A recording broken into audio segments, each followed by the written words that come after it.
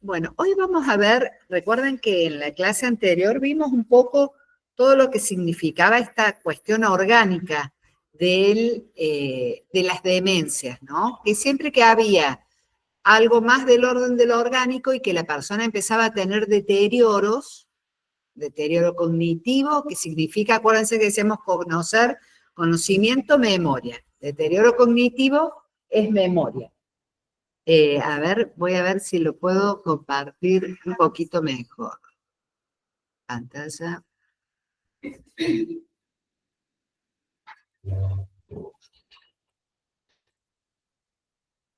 Ali, ¿cómo hago para ponerlo con pantalla grande? Presentar. La presentación. Sí. Yo ya estoy mirando desde ahí. No, para que quiera la presentación. Sí. Y, ahí está. Sí, o sea, te aparece con eso arriba, sí. Pero vos querés que aparezca todo con el menor. Sí. Acá, iría. No, permíteme. Sí. Sí, ay. ¿Cómo se achica esto?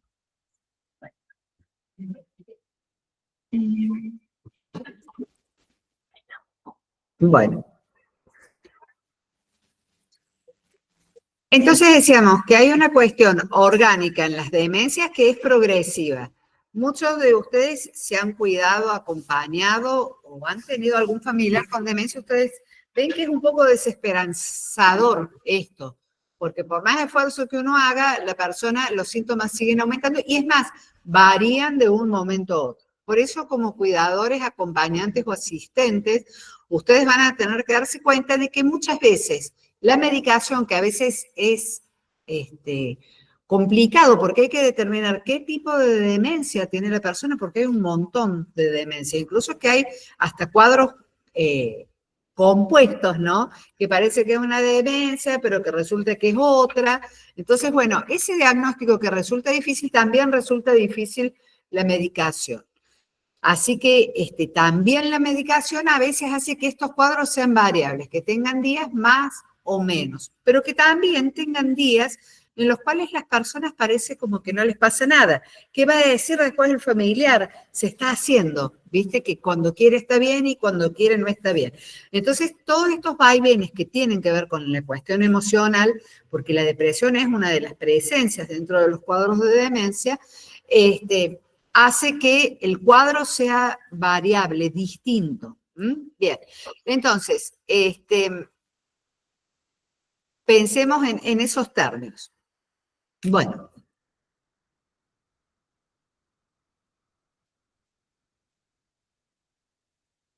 Bien, los cambios conductuales en la demencia tienen que ver que la persona con demencia va a experimentar cambios en su conducta.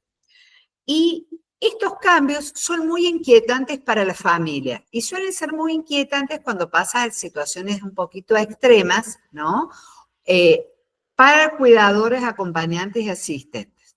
Por eso es de ayuda identificar que el comportamiento, algo ocurrió para que la persona tenga ese comportamiento, ya sea, bueno, ya vamos a ir viendo, que no ha dormido bien o que algo de un familiar no le ha gustado y ese es el modo que está demostrando ahora de dormir mucho, de no querer levantarse, de tener una conducta agresiva, de no querer salir de la cama, ¿no? Ha tenido seguramente ese cambio conductual algo que ver con algo que le ha ocurrido en el día. Podríamos decir que la mayoría de las conductas que nosotros tenemos tienen que ver con algo que nos ha pasado. Por ejemplo, si tenemos una discusión, ¿qué te pasa? Nada. ¿Querés comer? No quiero. ¿Me entienden? Algo te ha pasado. Vieron que eso nos puede ocurrir con la pareja, con un familiar, con un hijo, que nosotros nos damos cuenta y, bueno, en la demencia es exactamente lo mismo, con la diferencia que en la demencia empieza a haber ya cuestiones neurológicas y cerebrales que van acompañando estos cambios. Entonces, siempre que haya un cambio conductual, como en cualquier cosa, ustedes piensen, acá algo ha pasado, ¿no? Y encuentran por ahí la vuelta en la resolución. Por eso es de ayuda identificar las reacciones, sentimientos y acciones no solo de la persona, sino nuestras, ya sea que seamos familiares, cuidadores o acompañantes. Por eso es importante cuando trabajamos en demencias, con demencias, o cuando nos toca ser el familiar responsable, o cuando nos toca ser el cuidador, tratar de respirar hondo, ¿no? Pensar en la mejor manera de reaccionar y qué puede ser menos inquietante, no solo para nosotros, sino también para la persona que estamos acompañando. Por eso hay que ir buscándole, como quien dice, la vuelta. Ustedes sabrán que el familiar se da cuenta enseguida. No, te quiere decir tal cosa. No, está así porque la salida se le suspendió, o porque no lo vino a ver el hijo, o porque no le gustó la comida, o está cada vez más imposibilitado y se le está dificultando comer, ¿no? Entonces siempre hay algo que nos va a dar una pista para que nosotros después, como asistentes, acompañantes, cuidadores, podamos volver a retomar el tema para que la persona, dentro de sus posibilidades, pueda responder o no, o por lo menos encontrar o buscar un alivio. Por eso es importante tener registro.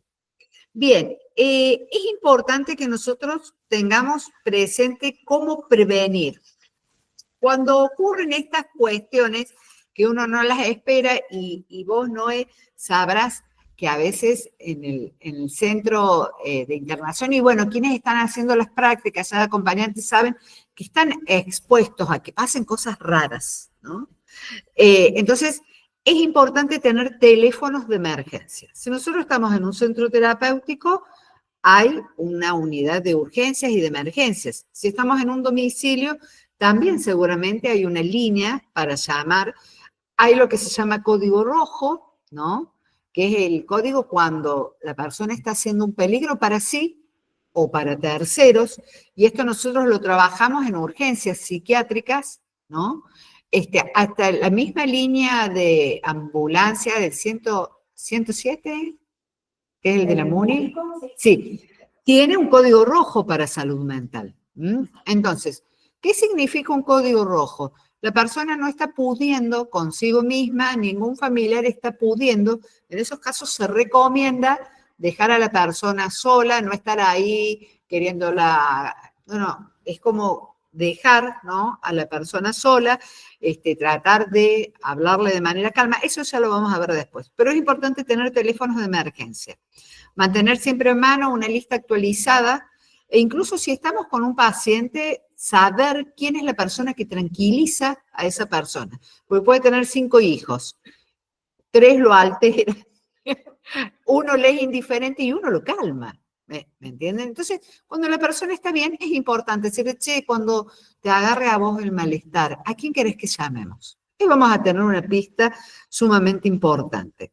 Entonces, hay familiares, teléfono de emergencia o de un familiar, ¿no? Por eso también incluir el número del médico tratante o del especialista en demencia. Por ejemplo, en los centros donde hay pacientes con esquizofrenia o adultos mayores o adultos demenciados, no digamos siempre adultos mayores con demencia, porque parece ser como que la demencia es de adulto mayor. No, hay cuadros de demencia que empiezan incluso antes.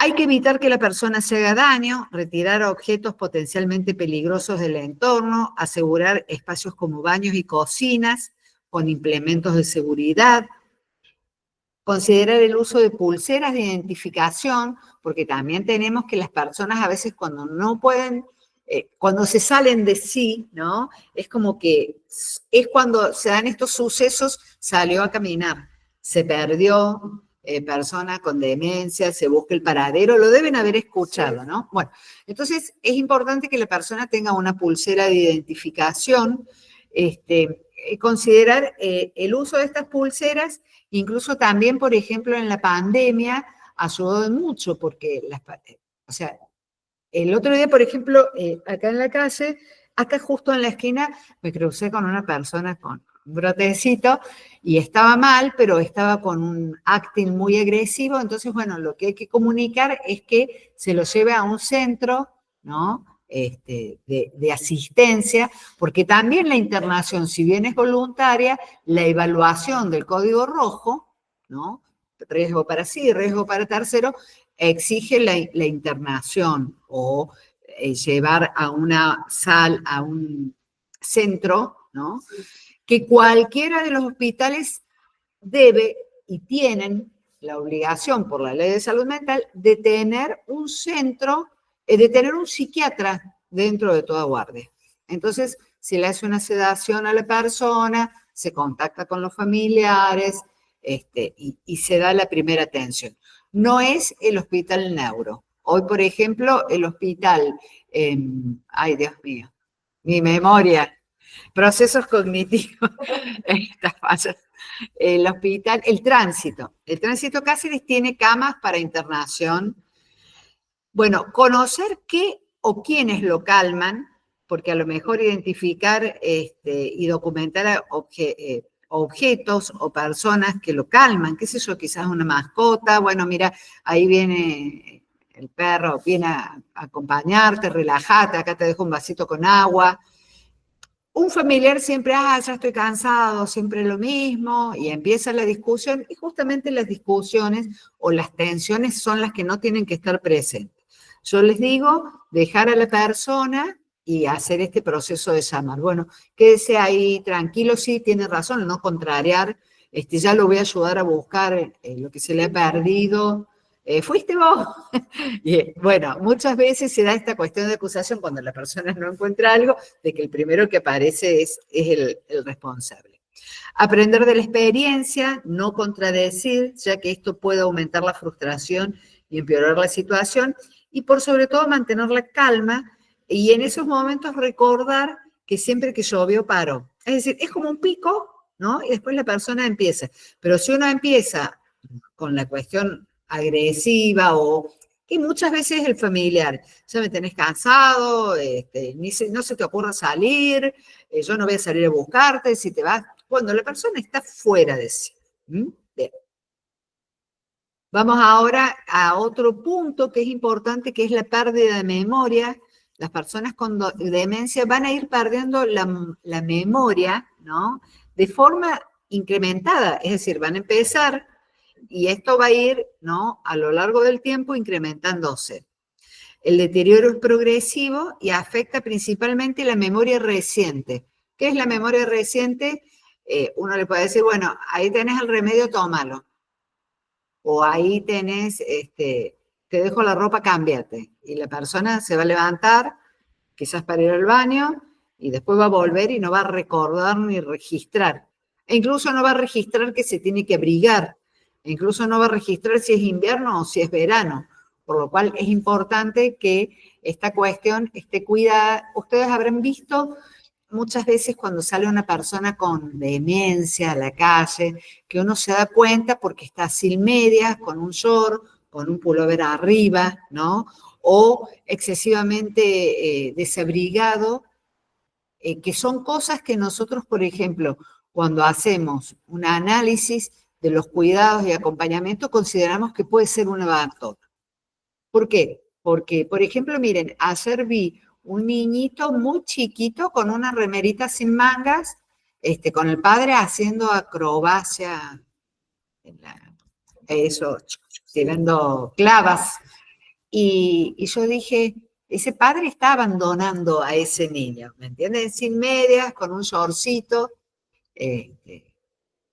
Bueno, ahí se cruzan un montón de cosas. Uno puede decir, bueno, está bien, sale a trabajar y no tiene con quién dejarlo, pero a su vez también el niño no puede elegir qué ropa ponerse, se le tiene que elegir un adulto, lo tiene que abrigar y lo tiene que cuidar, extremadamente acercado a los autos. Entonces, uno ahí piensa, ¿no?, en estas cuestiones de qué es el abandono, ¿no?, de la responsabilidad de los cuidadores, de los familiares, ¿no?, de mantener estas cuestiones de seguridad en niños, en adultos con demencia, en personas con discapacidad.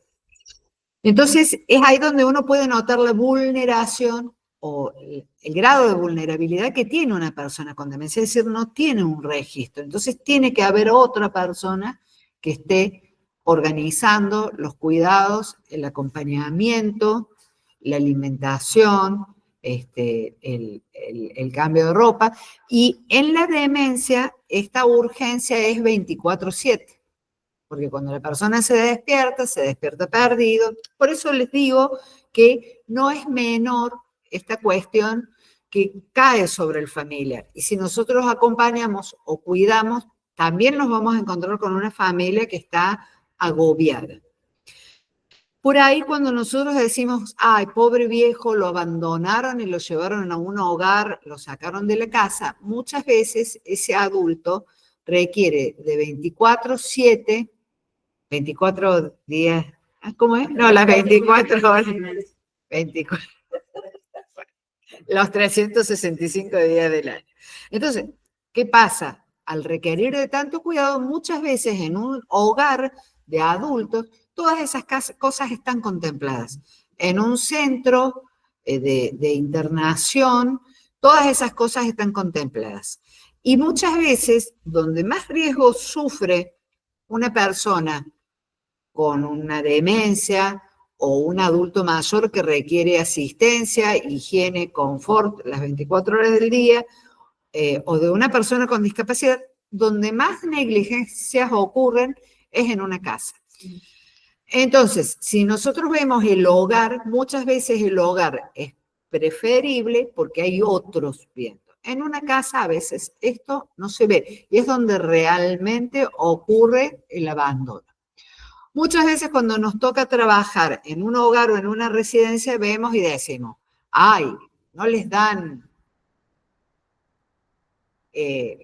comida rica, no les dan, no tienen, qué sé yo, elementos para bañarse o cambiarse. Bueno, yo les puedo asegurar, y esto un poco lo digo, ¿no? Por el hogar donde están haciendo las prácticas, que hay carencias en los hogares. Hay geriátricos y lugares de asistencia de adulto mayor que son carentes, pero hay casas que son peor.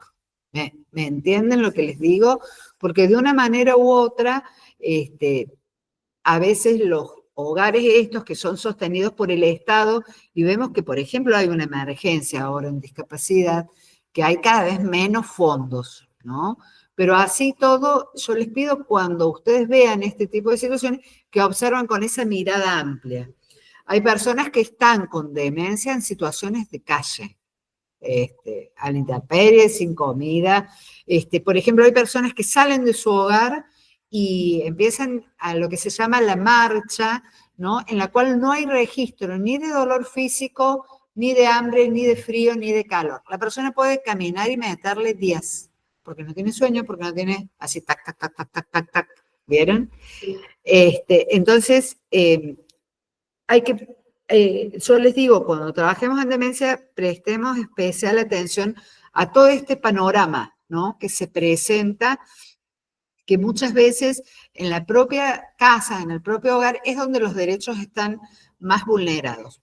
Porque también los hogares y las familias no reciben la asistencia adecuada que deberían recibir, ¿no?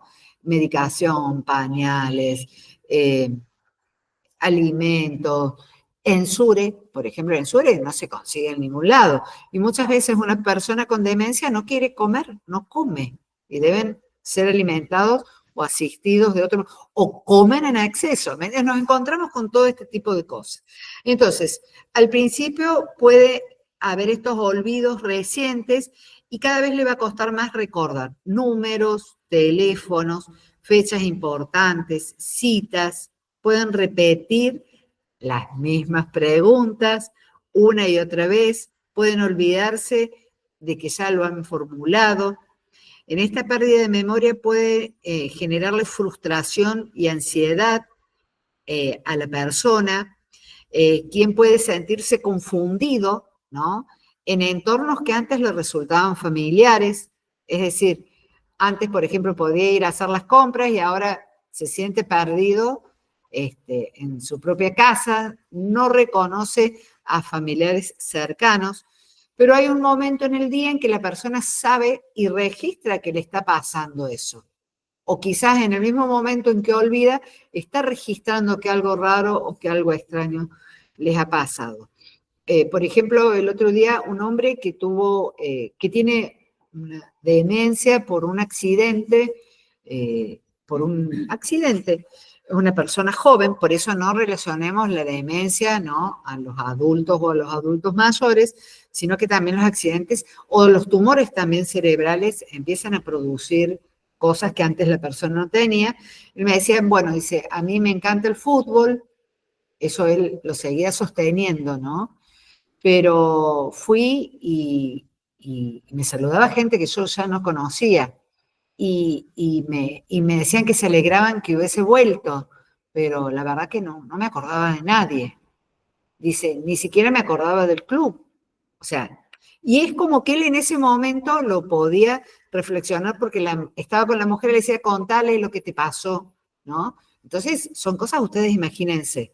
Y venían y me saludaban y yo, ajá, sí, era como que asentía, pero verdaderamente estaba perdido.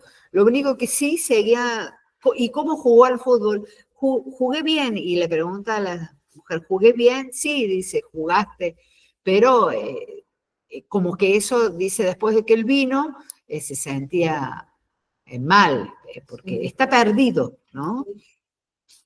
Bien, no es capaz de acordarse de eventos recientes, de fechas, de días de la semana. Bien, y la memoria a corto plazo es lo primero que se deteriora.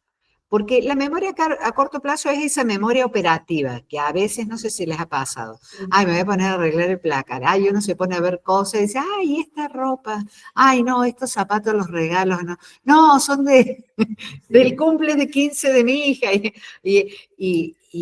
y uno se olvidó de que estaba limpiando el placar. Sí, bueno, y ahí después toda la... Bueno, ¿qué hacía yo acá? Bueno, entonces, bueno, vieron ese tipo de cosas, bueno, pero es que uno se va con hilos, ¿no? Con distracción, ¿no? Ellos no. ¿Vieron la gente que se va por las ramas? Bueno, eso nos puede pasar. Ellos no se van por las ramas, porque en realidad olvidan. Sí, sí. Suena la alarma. No puedo poner la alarma porque pasa que empieza a sonar la alarma. Y ya le explicamos. Claro, claro. Porque era bueno que suena la alarma. Y él no escucha, no Claro, no registra. Cuando yo me quedo dormir, pone la alarma y esconde toda la llave y le traba Claro. la puerta. Ah, porque quiere salir. No, porque es como que quiere ir al baño. Claro. Ahora están haciendo un baño cerca. Y Sí. claro, pasa por toda la casa y empieza a sonar la alarma. Pero Claro. Está. Claro. Y él sigue caminando con la alarma. O sea, no la registra. Y por ahí hay momentos que sí. Claro. Yo le digo, abuela, yo me llamo Wanda. No, Claro. pero es como que lo tenés que ubicar, ¿cierto? Claro, claro. Claro, que no, que está perdido. Ya ven solo. Bien, entonces la memoria a corto plazo es lo primero que se deteriora y es importante entender que estos olvidos no son voluntarios, pero que hay días que recuerdan más y hay días que recuerdan menos. Por eso vieron eso que yo les dije, se está haciendo, bueno, no, es lejano a eso. Bien. Bueno, entonces, vemos, ¿no?, cómo va cambiando la situación de la persona cuando tiene demencia. Y uno de los síntomas, e incluso también vieron, uno de los síntomas que primero empieza a preocupar es esta cuestión que se llama deterioro cognitivo. Pérdida de memoria, anoten, todo lo que se dice cognitivo tiene que ver con la memoria. Vieron que hay muchos acompañantes, hay muchas personas que trabajan con adultos mayores que hacen cursos de estimulación cognitiva. ¿Por qué? Porque justamente se busca que la persona haga crucigrama, jueguen a la tómbola o a la lotería o al bingo, ¿no? Pintar mandalas. Es decir, son todas cosas que van ayudando como la sopa de letras para que la persona pueda estimular su memoria. Bien. ¿Qué podemos hacer? En primer lugar, la comprensión es importante, la pérdida de memoria es muy común y puede ser muy estresante para la persona sobrellevar esto y también para el entorno. Por eso es importante recordar que la persona con demencia no es culpable de lo que le está pasando porque no se puede evitar olvidar, es algo que está sucediendo. Por eso es importante intentar ayudar con notas, por ejemplo, con un pastillero, con recordatorios, con una alarma. Con una alarma. Y también probar, porque a lo mejor la alarma, ¿no? Que en su momento le pudo haber sido de utilidad, ahora no le está registrando. No, pero él juega muy bien Ajá. al ajedrez. Sí, bien. Claro que está bien Sí, atendido. sí. Son 4 hijos. Claro, Y, o sea, claro. Está bien atendido, pero juega muy bien al ajedrez. Bueno, qué interesante. Esto de la alarma me hace acordar a mi marido. Le digo, ¿para qué la pones si no la vas a pagar? Está ti, ti, ti, ti. Encima 15 minutos antes de que yo me tenga que levantar. Yo me siento, Eso, a veces la abuela me dice, bueno, claro. pero me siento, ¿por qué caminar por la casa y suena? Claro, Y hasta ruido la policía. porque claro. suena la- Claro. Bien. Participación. Es importante involucrar a las personas para encontrar una mejor manera de ayudarle en estos casos o problemas de memoria. Si, por ejemplo, para la persona, ser consciente de que hay días que están mejor y que hay días que están peor. Por ejemplo, si la persona quiere mantener su autonomía en decir, yo tomo los remedios, bueno, ¿cómo querés que te ayude para que seas vos el que sigas siendo el encargado? Porque, por ejemplo, yo lo veo a mi papá, a él le encanta, tiene un pastillero y un cortador de pastillas. Es como un proceso Claro. mecánico que le gusta. Entonces él corta las pastillas, las separa. Es como que hay cosas que a los adultos les puede gustar seguir llevando adelante. Entonces, por ejemplo, lo del pastillero puede ser una actividad, bueno, acomodemos las pastillas, yo te voy a poner a la mañana al lado de tu taza, ¿qué pastilla? Bueno, la pastilla rosa, entonces hagamos la pastilla rosa grande, qué sé yo. Dibujemos la pastilla si vos te acordás que a esa hora, después de que tomas el desayuno, tenés que tomar la pastilla rosa, yo te la voy a dejar al lado del platito, o va a estar el pastillero. Aprovechar los días de mayor lucidez, como esto que les decía, porque hay días con mayor claridad mental, y utilizar estos periodos para tener estas conversaciones importantes que yo les decía. Hablar incluso también de la muerte y no evitarlo, porque resulta una inquietud para la persona. ¿Qué va a pasar cuando ella no esté? Entonces, estos días de mayor lucidez, uno puede hablar de estos temas que para uno parece ser como, bueno, no hablemos de eso, pero que para la persona puedan resultar importantes. ¿Qué querés que pase cuando no puedas caminar más? ¿Pensaste en esta posibilidad de ir a un hogar? ¿No? ¿Qué querés que pase el día que vos ya no estés con nosotros? ¿Qué pasa cuando las personas mueren?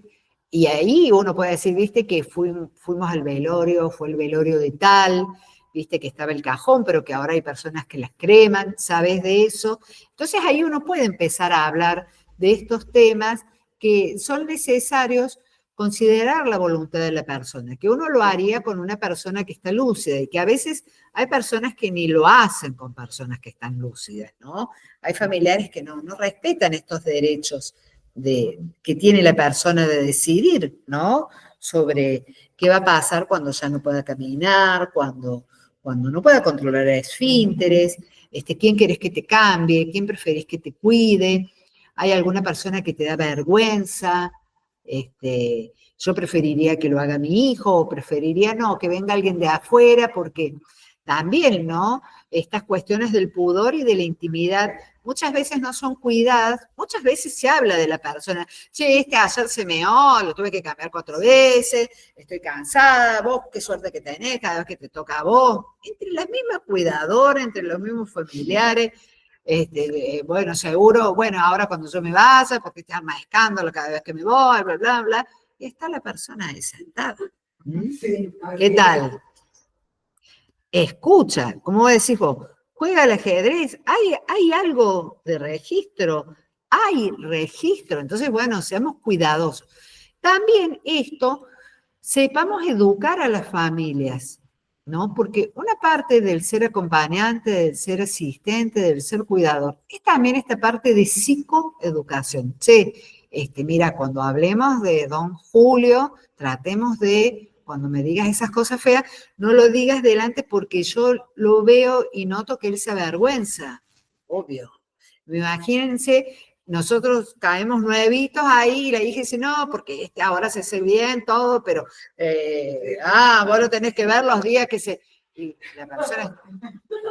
Entonces, o no, hay una falta de ética, ¿no? Entonces nosotros como acompañantes, como cuidadores, como asistentes, como psicólogos, como enfermeros, como lo que seamos, como trabajadores sociales, tenemos que estar ahí y decir, che, eso es un tema privado, después lo hablamos.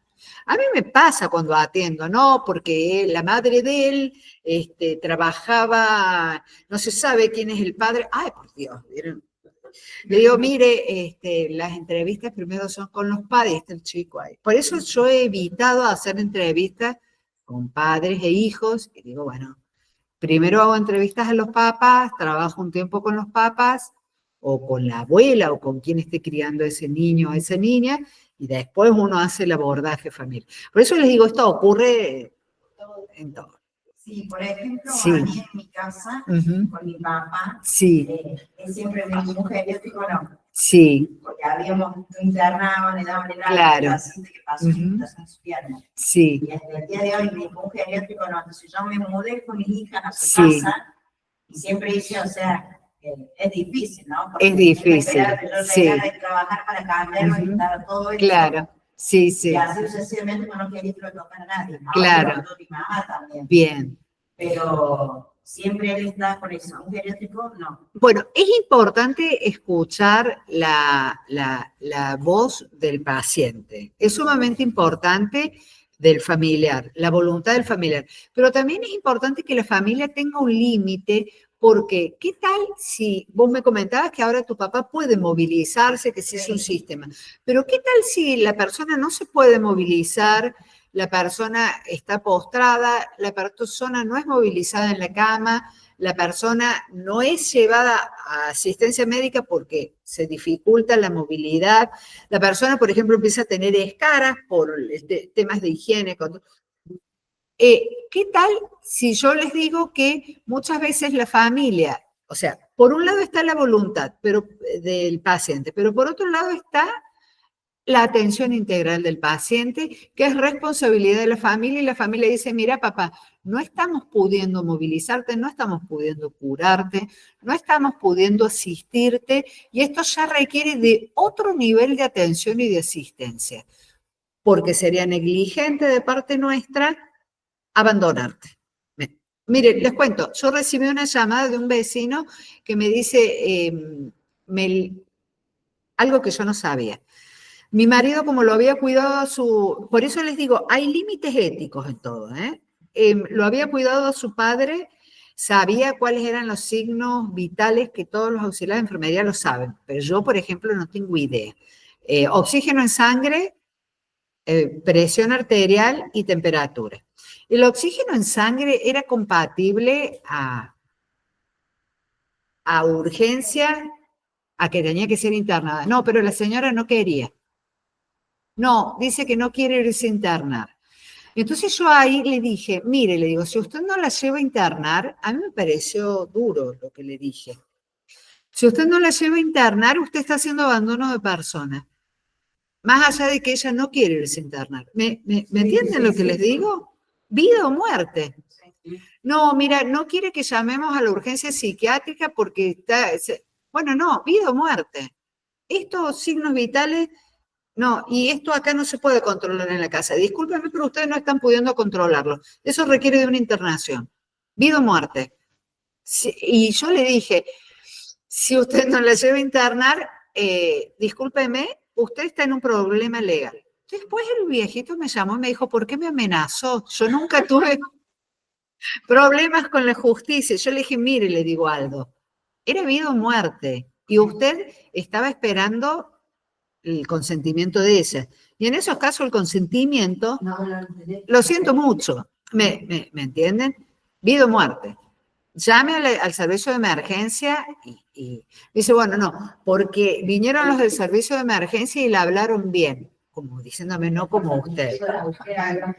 Y yo le dije, mire, le digo, para mí las papas quemaban, tenía usted que llamar al servicio de emergencia y subirla del modo que fuese para que le estabilizasen los signos vitales, ¿no? Vida o muerte. Entonces, ahí te respondo. Uno puede dejar la voluntad, pero ya cuando es negligencia, no. Entonces, uno quiere sostener al máximo la vida, ¿no? Sí, La por ejemplo, vida y cuando- la voluntad de la persona. Y eso es muy bueno, pero hay límites, ¿no? Cuando fue la imputación de su Sí. pierna, estaba en contra. Sí, Ya habíamos caído varias veces y ya no se podía saber. Claro. Entonces firmé yo. claro, Somos tres, pero los demás no. claro. Y no ven, ¿viste? Estamos en esto que conversamos. Sí. Bueno. Yo firmé y mi papá estaba, Ujú. o sea, todo un tiempo enojadísimo conmigo. Bien, Él había perdido su pierna por mi culpa. claro, Que esto, y era el tema del enojo de este mío y de Claro. claro. Ibas a morir, le digo, Bien. señora, Sí, yo sí. no podía hacer otra cosa. No, no, y aparte por eso, exacto. Y la doctora le dijo, dice, o te ponen las pilas, dice que un montón de veces he caído con tu hija, dice, y la enfermedad, si no vas a un geriatra, dice. Bien, Así que- entonces, o sea, esos son los buenos puntos, se porque tranquiliza. de pronto uno, ante esos adultos rebeldes, o No, uno les debe decir, mira, estos son los pasos. Si no podemos, si no querés, este es mi límite. Entonces, también los familiares deben, en esas tensiones que produce la enfermedad del otro, se juega mucho la manipulación de ambos lados, ¿no? Porque son momentos difíciles. Entonces, culpa, manipulación. Por eso, quien cuida y quien acompaña debe tener una supervisión y una asistencia. ¿Por qué? Porque la discapacidad, las demencias, enfermedades largas, ¿no? Que después empiezan como a asociar otras comorbilidades, ¿no? Esta cuestión de la diabetes, por ejemplo, de las amputaciones, de la falta de visión, del pie diabético. O sea, hay como muchas situaciones que se van relacionando. Entonces uno debe tener si es familiar, debe tener como un asesoramiento. Por eso en la parte de psicoeducación, a ustedes que son futuros trabajadores o que están actualmente trabajando, es importante. Hay que educar a las familias en poner estos límites. Bien, entonces paciencia. Acá les va este mensaje. Respiren hondo. Piensen en la mejor manera de reaccionar ante estos emergentes, pérdida de memoria, caprichos, actos agresivos, ¿no? Estas cuestiones son inquietantes y perturbadoras, ¿no? Porque nos asustan. El otro día escuchábamos una respuesta de una paciente que le dio a una de las practicantes, llega al hogar y le dice, vos me robaste el cuerpo. Y se lo dije a los muertos. Y yo le digo, ¿y qué hiciste vos? Le dije, yo acabo de llegar. Pregúntale a tal asistente. Entonces, está bueno, ¿no? Y ahora está acá Mercedes conectada. Mercedes, siempre me acuerdo de tu ejemplo. Entonces, bueno, ver, ¿no? ¿Qué hacemos nosotros? ¿No? Pero siempre responder con calma. Y siempre pensar esto, siempre que yo veo, paro. ¿Por qué? Porque son episodios que van acompañados. No significa que nos vayan a matar con un cuchillo, no significa que la enfermedad mental sea peligrosa, no significa, ¿me entienden?, que estemos en riesgo, pero sí, si la persona está en riesgo para sí o para tercero, tenemos el código rojo, ¿no? Fíjense lo que pasó en el código rojo a Chano, le pegaron hasta un tiro. Qué mal que se operó en esa instancia, ¿no? Porque no se trata de reducir a la persona, hay que dejarla, ¿no? Hay que dejarla y de pronto esperar que la persona vuelva así, porque la persona también puede entrar en un brote paranoico, me quieren meter preso, me quieren... Entonces, uno ahí tiene que ser lo más calmo posible y de pronto... había estado ya un día antes Chano con una moto conduciendo peligrosamente que se podría haber matado, ¿me entiendes? Y ahí, o sea, estaba en riesgo los otros, estuvo en riesgo él, porque a él le pegaron el tiro.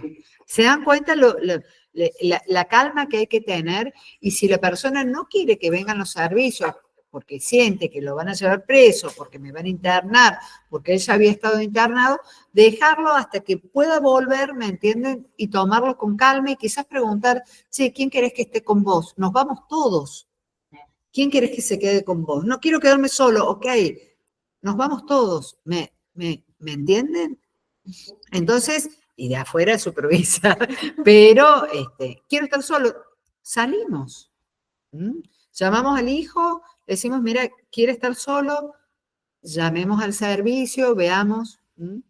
Aquí yo te dejo la pastillita, tranquilízate, ver qué cosas hacer ante este tipo de urgencias. No, y vos me contabas, ¿no? Varias veces de los llamados en el centro. ¿Querés comentarles un poco? Nada, una vez con una paciente que estaba en un brote, de estilo psicótico, y bueno, había empezado a pegarse sola, entonces era fuerte, entonces bueno, y ellos me decían, no llamé a mi psiquiatra que me interna, yo no llamé a mi psiquiatra, no. Entonces, hacía unos días que había llamado a la emergencia porque no había panza, entonces le digo, llamo al médico que vino la otra vez por el dolor de panza. Ah, bueno, entonces llamé al servicio de emergencia Claro. y me preguntan esto. Uh-huh. Me dice, ¿consideras que es un peligro? Sí, bueno, digamos código rojo, va a la ambulancia con el policía. Entonces, bueno, yo a ella le daba cosas que agarren para que no se peguen, que luche, cosas así como para que ocupara las manos en otra cosa. Y alejar cosas que fueran duras. Y cuando llega la ambulancia, que yo veo que llega la ambulancia y llega con dos patrulleros, cuando abro la puerta le digo al servicio de emergencia, usted es gente, la policía, ¿no? Bien. Porque digo, si ve la policía, claro. Sí, sí, qué buena medida, ¿no? Le digo a la policía, ustedes piensan que si pasa algo, yo los hago entrar, pero esperen que primero pase. Claro. Igual la doctora me envía por el pregunto cómo está, qué le pasa, bueno, y ella no quiero que minta, no quiere que minta. Bueno, vamos con un suero, vamos a ver la medicación, hasta que, bueno, confió, la que realizó, le dio un sedante que yo ni eso falta que entraron la policía. Claro. Ni los Bien. boniceteros que estaban. Hasta que, bueno, se cayó, y bueno, ahí el servicio me dijo, la internaron en la guardia, y yo, o sea, está tranquila, está todo a dormir hasta mañana. Yo le dije, ya está, vemos al otro día que pasa. También claro, y vos estabas de suerte. no, y vos estabas de guardia, estabas Estaba de guardia sola.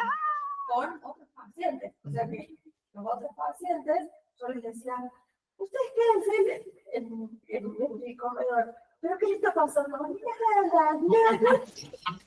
Claro, porque tenías que manejar a los otros pacientes. Porque por ahí en esa situación, pero no yo, entonces era como, ¿cómo? Si yo necesito algo, lo llamo. Sigo atajando para todo. Pero sí, a veces la policía es como que puede generar más susto, más miedo. Bueno, pero a veces, por ejemplo, en intervenciones en crisis, la policía sirve como un ordenador, porque hay tipos bastante así, confrontadores de la ley, ¿no? Digo tipos, puede haber mujeres también. Depende de la Sí. situación. Eso está bueno. Sí, que sí, se sí, poco, sí, porque sí. hay algunos que, claro, a veces se bajan con el... Ah, no, bueno, lo que pasó con Chano, que era lo que yo les comentaba. Bueno, fíjate, un poco de lo que comenta Noé tiene que ver con la persona que se autoinflige daño. O sea, ¿no? Entonces vemos que a veces las personas pueden autolesionarse o pueden sacarlo, ¿no? Como un acting agresivo para afuera.